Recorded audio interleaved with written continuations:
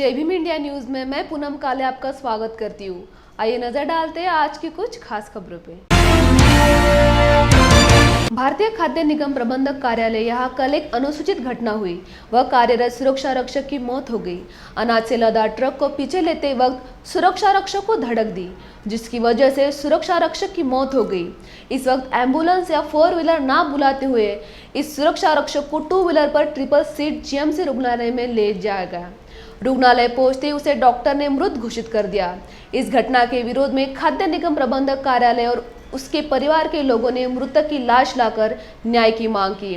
मृतक के परिवार ने मांग की है कि उसके परिवार के एक व्यक्ति को नौकरी दी जाए और मृतक को इंश्योरेंस का पैसा परिवार को जल्द से जल्द मिलना चाहिए, ऐसी मांग की। आणि एक ट्रक जो आहे ट्रकवरती चढलेला होता आणि हा मागे उभा होता।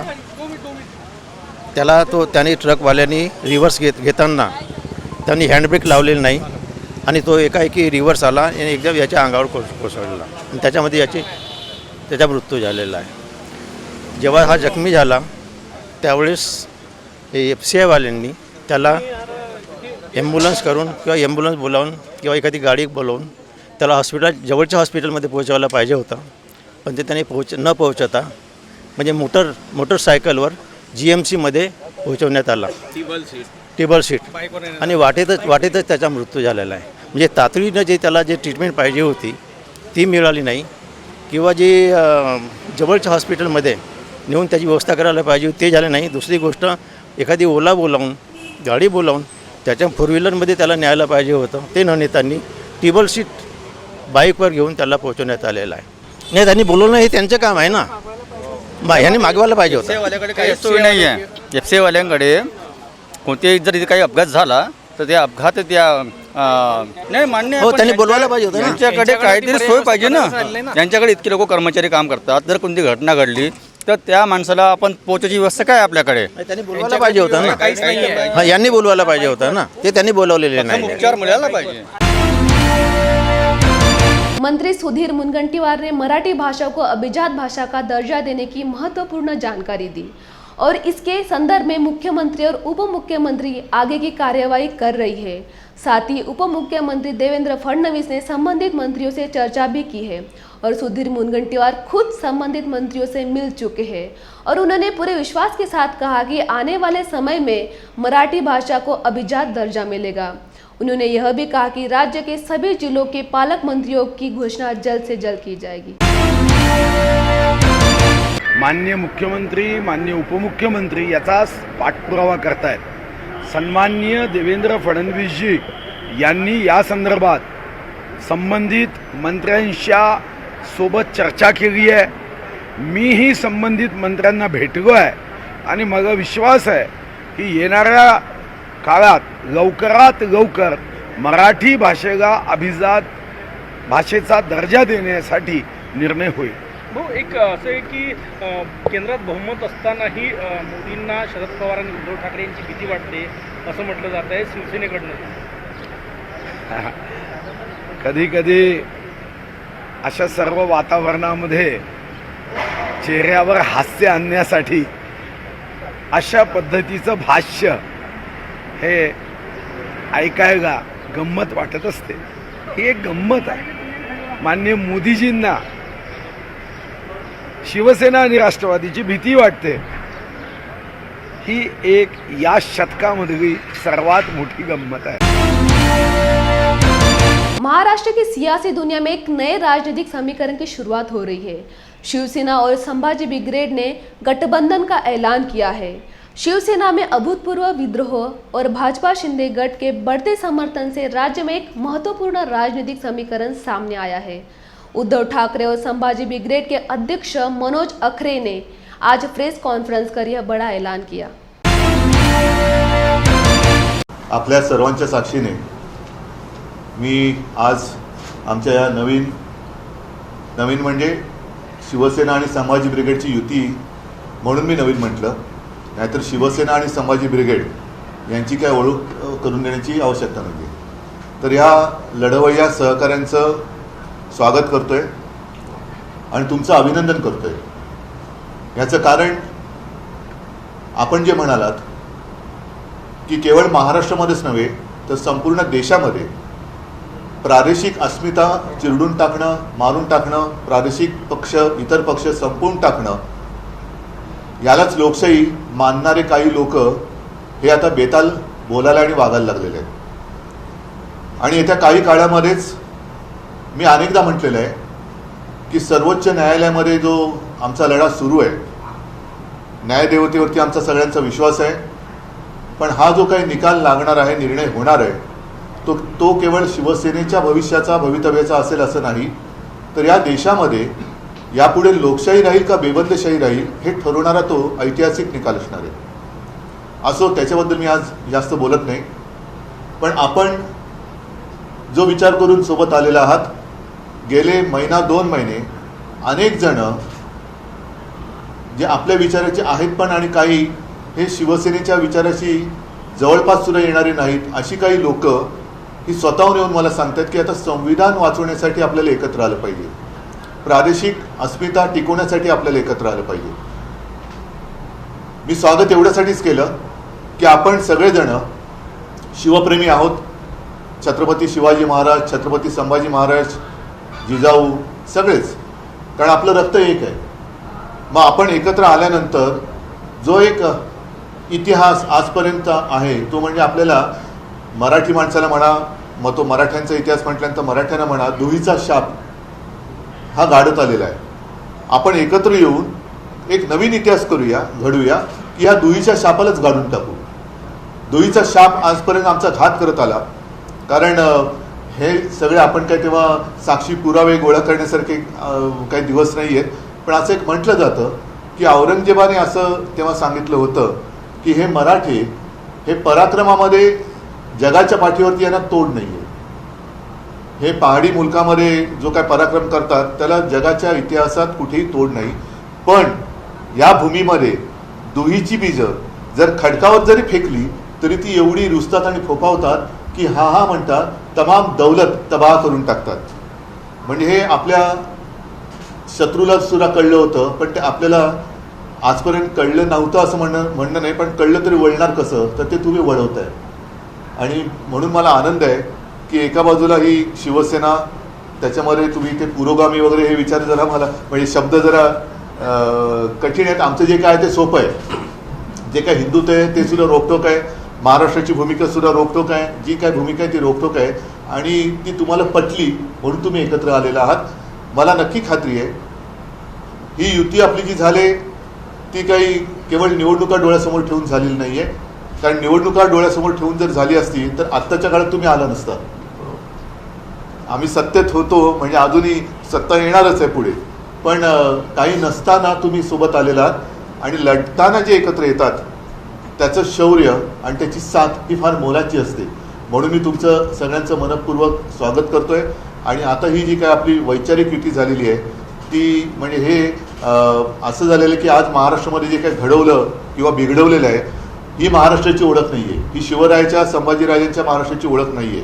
तर तो शिवरायाचा महाराष्ट्र बोलताना खूप आहे सोपं आहे की हा शिवरायाचा महाराष्ट्र आहे, मग आहे ना, मग तसं वाग. पण ते वागायचं नाही, पण दाखले देताना छत्रपती शिवाजी महाराज आणि छत्रपती संभाजीराजांचे द्यायचे, महाराजांचे द्यायचे.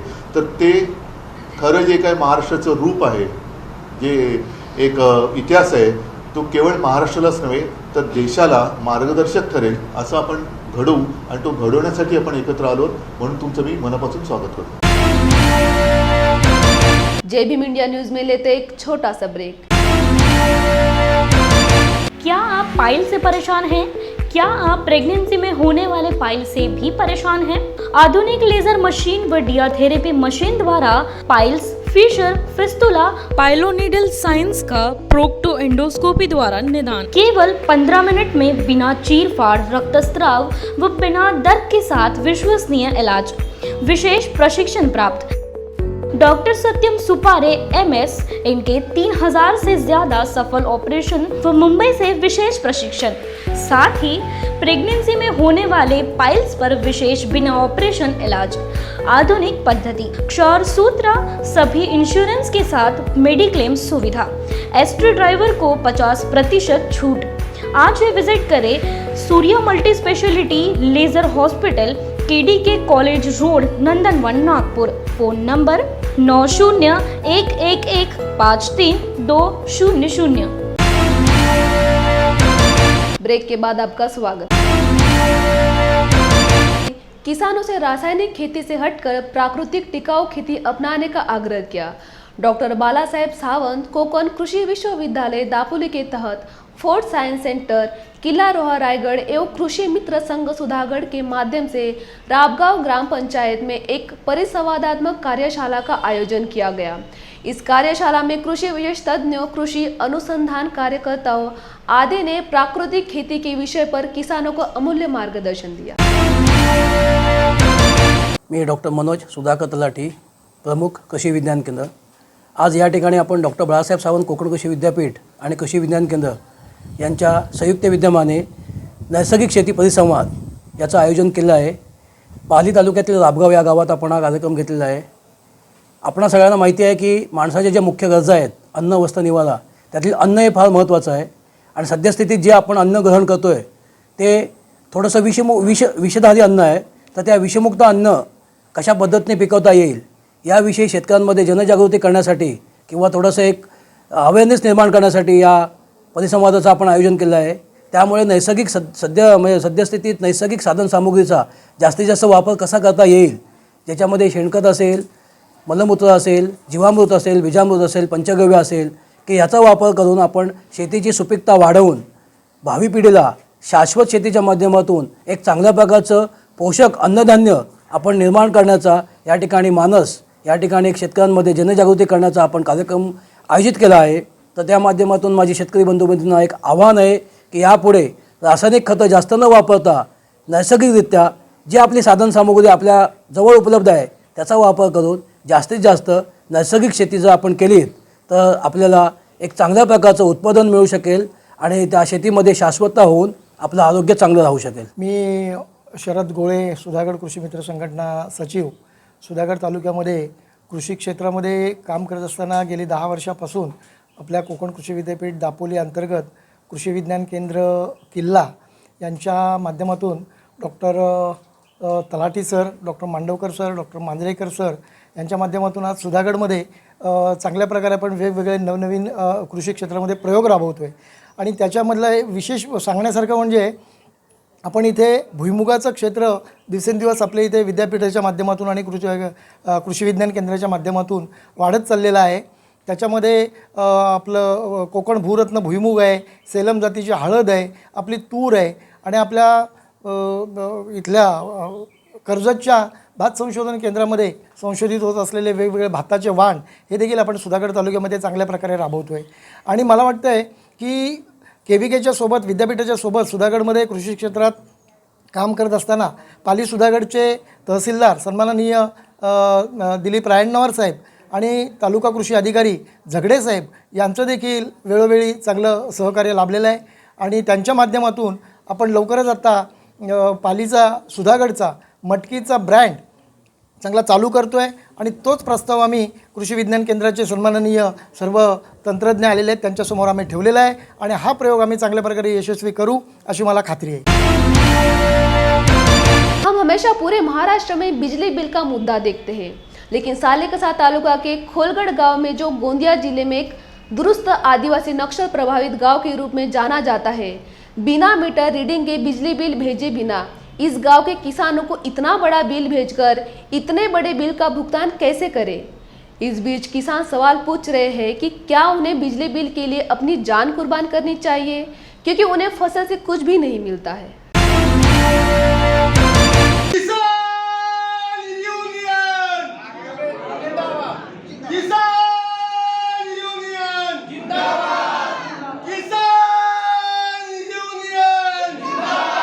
आज MSCBवर आदिवासी बहुल्य नक्षल प्रभावी भागामध्ये खोलगडसारख्या गावामध्ये जिथे जाण्या येण्याचं साधन नाही अशा ठिकाणी MSCBचं उन्हाळ्यामध्ये जो बिल येतो, लोक विद्युत बिल, कूलर किंवा बाकी साधनं लावतात किंवा शेतीमध्ये आपलं मोटर लावतात, तोच बिल पावसाळ्यात सुद्धा दिलं जातं आणि बिल घेण्यासाठी दडपणशाहीचा वापर या MSCBच्या माध्यमातून केला जाता। आताच आमच्या एका बहिणीनं स्टेटमेंट दिलेलं आहे की बिल भरा अन्यथा त्यांना कुठल्या स्तरावर जाऊन आम्ही बिल घेऊ शकतो अशा प्रकारची दडपणशाही ह्या MSEB विभागाची आहे.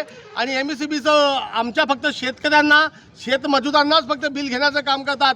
मोठे व्यापारी चाहे मुंबईचे MSEBचं काम असेल, एखादं स्टेडियमचं काम असेल, एखाद्या मोठ्या कारखान्याचं काम असेल, त्यांच्याकडून बिल घेण्याचं माफ करण्यात येते. मोठ्या लोकांचं विद्युत बिल माफ करण्यात येतं, मोठ्या लोकांचं कर्ज माफ केलं जातं. पण आमच्या शेतकऱ्यांचं साधा असा बिल शेतीसाठी जो वापरला जातो, ज्याची 2 एकर शेती आहे त्याला 40,000 रुपये बिल येत असेल, तो धाना फक्त एकरी 10 ते 12,000 कमावतो, तो वर्षाचं 24-25 कमावतो. आणि अगर 40,000 बिल देत असेल, त्यांना खायचं काय, जेवायचं काय, कपडे घालायचे काय, मेडिसिन करायचं काय, मुलाला शिक्षण द्यायचं काय, या सर्व गोष्टीकडे प्रशासनानं लक्ष घालण्याची आवश्यकता आहे. जर प्रशासन लक्ष घालत नसेल तर जनतेच्या हक्कासाठी आम्ही इथं मोठं आंदोलन करू.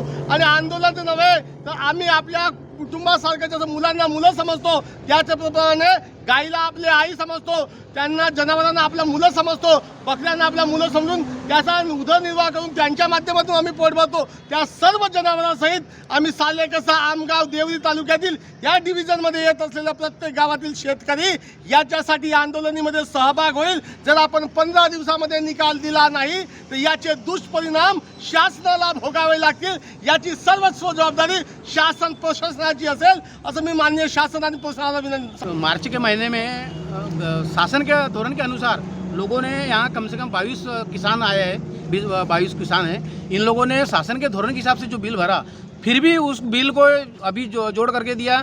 और इनके मीटर डिस्प्ले नहीं आ रहा है, कोई मीटर ख़राब है. इन लोगों ने एप्लीकेशन तक के किए और नए मीटर की भी डिमांड की है. लेकिन अभी तक सालेकसा इलेक्ट्रिक विभाग वाले ने इसके ऊपर कोई ध्यान नहीं दिया है. और उनका कहना ऐसा है कि भी तुमको किसी भी कीमत पर बिल आया है वो बिल भरना पड़ेगा, तुम्हारे या तो फिर कनेक्शन काट दिया जाएगा. जब किसान उसको रोकने की बात करता है तो पुलिस का सहारा लेकर उन लोग किसान को परेशान करते हैं. अभी सर हम ये करने वाले हैं कि भाई अभी तो बिल तो भरने की किसान की कैपेसिटी है ही नहीं, तो सीधे से अपन अब ये करने वाले हैं कि अगर अभी जो हमने अल्टीमेटम दिए, यहाँ पर निवेदन दिया है, इसको अगर 8 दिन के अंदर या 15 दिन में अगर नहीं करते, कुछ अगर इसकी व्यवस्था नहीं करते, तो हम अपने जो जानवर है, जो हम अपने मतलब पाल रहे हैं, और जो अपने बच्चे छोटे छोटे बच्चे, उनको लेकर इस ऑफिस के सामने धरना आंदोलन करेंगे, रोड और जाम कर देंगे. जो भी अपने को ये करना है सरकार की इसमें करेंगे और इसका आंदोलन विरोध करेंगे. स्पॉट म्हणजे विद्युत जोडणीची जी आहे स्थळ पाहणी करून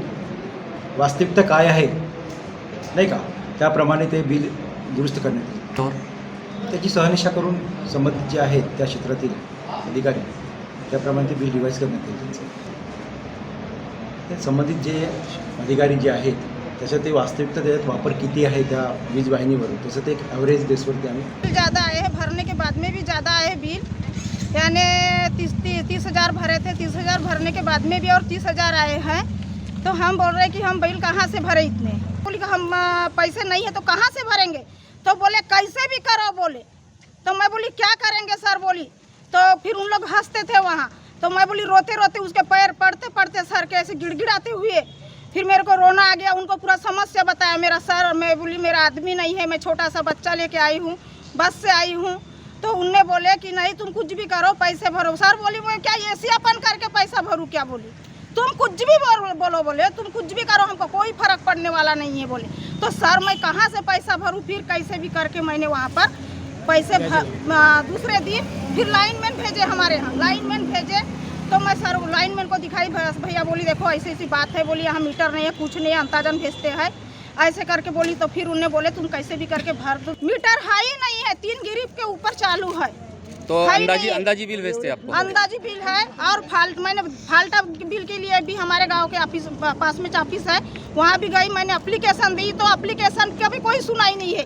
सालेकसा जाओ, सालेकसा से मुहाटोला जाओ, मुहाटोला से सालेकसा. मैं किसके साथ जाऊँ सर. मेरे कोई आने जाने वाले तो है ही नहीं. बच्चे को लेके 10 बार जाऊँ, बच्चे को लेके साइकिल से 10 बार आऊँ. बोलो. 30,000 भरने के बाद में भी अब मैं बिल भरूंगी नहीं. अभी कितना है आपको बिल. 30,000 भर के भी मेरे को 30,000 बिल अभी आया है. अब मैं बिल भरूंगी नहीं. अब मैं ज़्यादा चक्कर से मेरे को ये लगाएंगे सर आके वहाँ से ऑफिस से, तो मैं बच्चे अपने लेके फांसी लग जाऊंगी और बच्चों को भी फांसी लगा दूंगी. और नहीं तो ऑफिस में आके जान बच्चा सहित ऑफिस में आके मैं बैठ जाऊंगी. सर बोलूंगी आप पालो या कुछ भी करो, लेकिन मैं बिल भरने वाली मुहारे बाई हूँ नहीं। JB इंडिया न्यूज में लेते एक छोटा सा ब्रेक। क्या हुआ बहू? माँ, पाइल्स की बहुत तकलीफ हो रही है। तो तुम गुदरोग सर्जन के पास क्यों नहीं गई?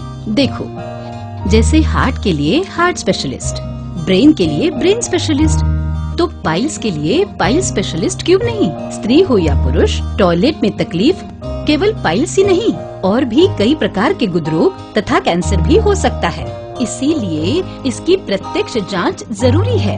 ठीक है माँ, पर जांच के लिए हम जाएंगे कहाँ? वही काले आयुर्वेदिक पाइल्स हॉस्पिटल में। लेकिन माँ, प्रेगनेंसी में पाइल्स की दवाइयाँ? प्रेगनेंसी में आयुर्वेदिक दवाइयाँ सुरक्षित होती है। जनहित में जारी काले आयुर्वेदिक पाइल्स हॉस्पिटल, औषधि चिकित्सा तथा सर्जरी ट्रीटमेंट उपलब्ध। हमारा पता उमरेड रोड, दिघौरी बस स्टॉप के पास, नागपुर। अधिक जानकारी के लिए वेबसाइट पर जाएं kalepailshospital.com।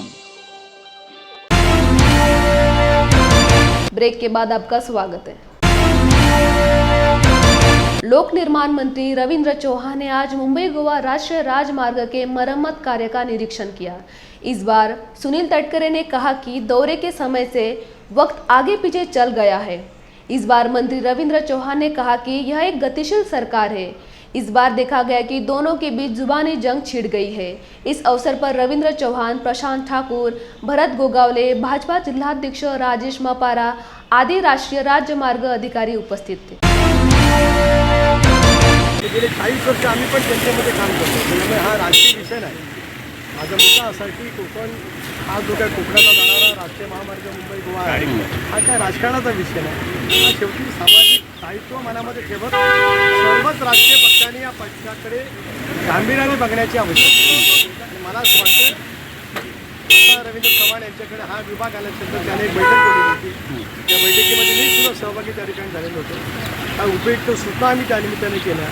केंद्राकडे सुद्धा या बाबतीमध्ये आम्ही आग्रह धरलेला आहे आणि मला असं वाटतं की पुढच्या वर्ष 2 वर्षामध्ये आपला हा जो काही महत्त्वाचा रस्ता आहे या रस्त्याच्या पूर्ततेला आपल्याला यश त्या ठिकाणी मिळू शकतं। बारिश की वजह से खड्डे हुए थे और इस वजह से कोकण में गणेशोत्सव बहुत सारे मुंबई में रहने वाले लोग कोकण में उनके गाँव जाते हैं, तो उस वजह से उनको जाने के लिए बहुत दिक्कतें होती हैं।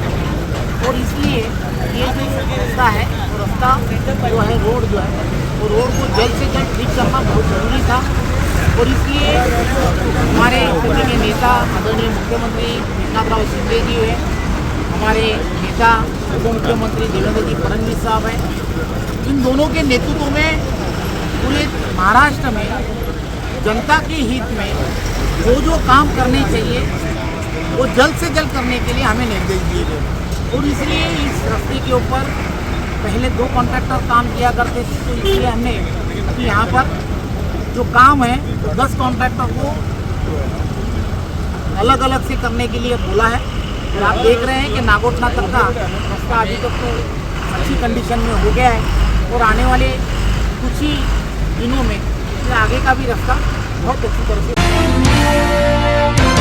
कन्नड़ तालुका के नाचनवेल के प्रकृति मित्र देवीदास थोरात ने अपने गांव में सार्वजनिक स्थानों, सरकारी स्थानों पर लगभग 600 पेड़ लगाए हैं और पिछले 5 वर्षों से वह निस्वार्थ प्रकृति कार्य और संरक्षण कार्य कर रहे हैं। साथ ही कब्रिस्तान क्षेत्र, बौद्ध विहार, जिला परिषद स्कूल में अपने बच्चों की तरह लगाए गए पेड़ों की देखभाल करते हैं। लगभग 650 से 700 पेड़ों को नींबू के आटे का पाउडर और जैविक खाद्य उर्वरक दिया गया ताकि सार्वजनिक सरकारी स्थानों के सभी छोटे और बड़े पेड़ों में अच्छी गुणवत्ता हो और उनमें कीट, फंगस या सड़न ना हो।